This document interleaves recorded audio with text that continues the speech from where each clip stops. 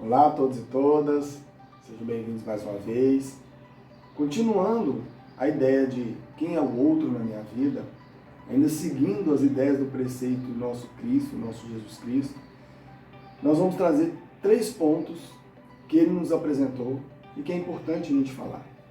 O primeiro é humildade, o segundo é caridade e o terceiro é amor ao outro, amor ao próximo, amar uns aos outros, sua mensagem principal.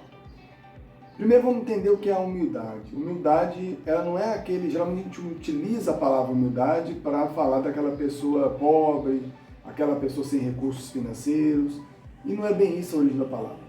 A palavra vem de humus, que significa terra. As pessoas geralmente mais humildes são pessoas que apropriam-se da terra de forma simples. São pessoas simplórias, são pessoas que mesmo tendo autoconhecimento, alta sabedoria, tendo dinheiro, elas conseguem ser simples, elas conseguem ver que não são pessoas melhores do que as outras. Elas entendem que são iguais a todo mundo.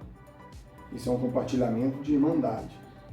Ser humilde é a gente perceber que a gente está errado, a gente perceber que erra, a gente perceber que muitas vezes o outro pode ser melhor do que eu e eu reconhecer isso, ficar feliz pela conquista do outro.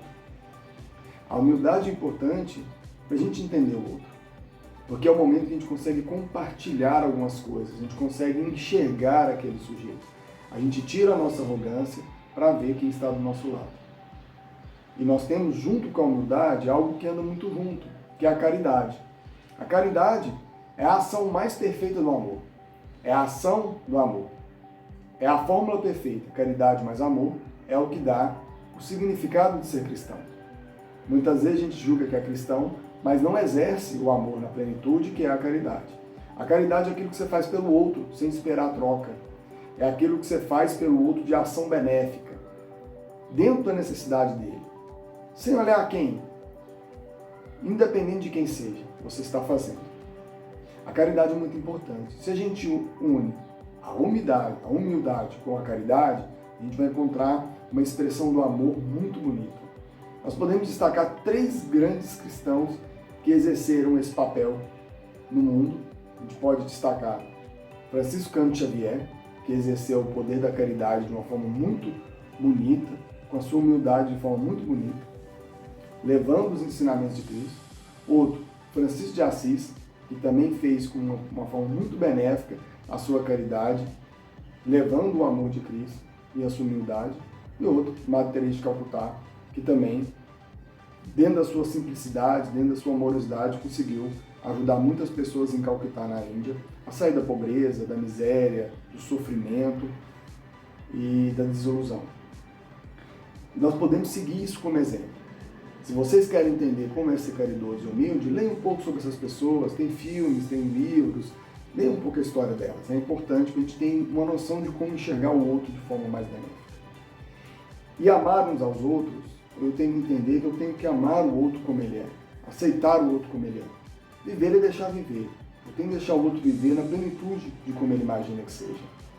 Quando eu cabo o julgamento, quando eu vou brigar, quando eu quero impor às pessoas a minha condição, eu já perco ela e já passo a não aceitar como ela é. O amor é simples. O problema é que a gente quer complicar porque a gente quer que as pessoas sejam como a gente é e como a gente pensa que é. Infelizmente assim não dá. Para a gente entender como que funciona o relacionamento humano, nós temos que entender 3 situações. Porque a gente aprende na nossa vida alguns repertórios de comportamento. Mas 3 pontos desse repertório são importantes para a gente pensar. O primeiro, a empatia. Para eu amar e viver melhor com o outro, eu tenho que ser empático. Eu tenho que entender como que o outro é. Eu tenho que sentir o que o outro sente. Eu tenho que me colocar no lugar do outro. A empatia também é uma expressão do amor. O outro, flexibilidade de comportamento. Dependendo de onde eu estou, com quem eu estou, eu tenho que ser flexível, eu tenho que ter repertórios interessantes de comportamento para eu poder alcançar aquela pessoa, poder ter uma fala com aquela pessoa, enfim, isso é muito importante para a gente. E o terceiro, e o mais importante, o que traz maior conflito nas relações humanas, é a comunicação.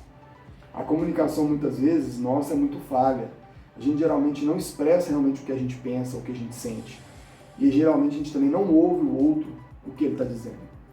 Ou eu imagino que as pessoas já estão na minha cabeça, na cabeça delas, elas têm que adivinhar o que eu estou pensando, eu não preciso falar, e isso é um erro drástico, principalmente nos relacionamentos dentro de casa, com os cônjuges, com os filhos, enfim. E também, eu acho que eu não preciso ser direto com as coisas, eu não preciso explicar, porque eu acho que as pessoas já subentenderam o que eu estou pensando. Não é bem assim não, eu tenho que expressar tudo, principalmente questões emocionais. E a mesma coisa com o parceiro, com a parceira, com os amigos, com os familiares, com as pessoas na rua, eu tenho que ouvir o que as pessoas estão dizendo, eu tenho que entender o que elas estão dizendo. Geralmente elas mal se comunicam e eu já começo a querer adivinhar o que ela está dizendo e já vou rebatendo aqui. Mas calma, vamos ouvir, vamos entender o que as pessoas estão dizendo.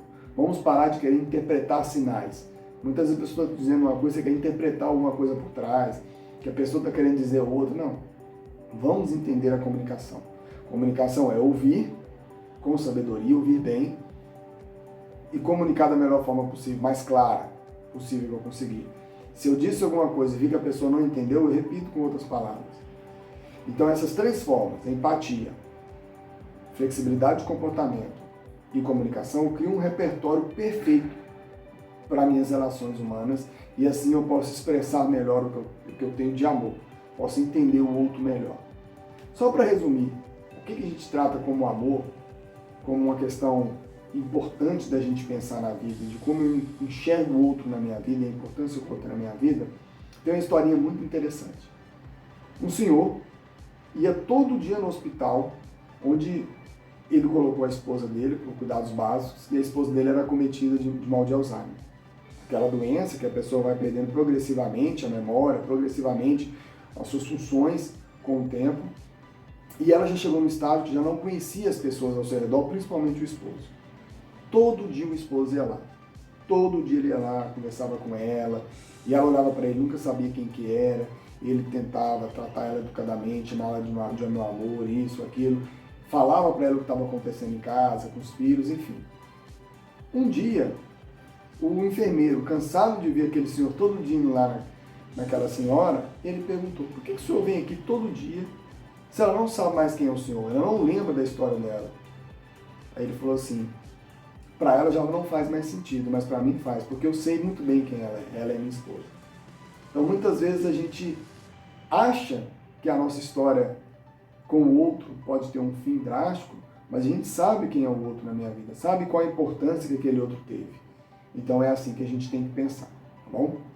Fique com Deus, vamos pensar sobre isso e vamos incluir o outro na nossa vida, porque na próxima etapa será como que eu vou escolher as ações da minha vida, eu tenho que incluir esse outro na minha vida, tá bom? Um abraço, obrigado, fique com Deus.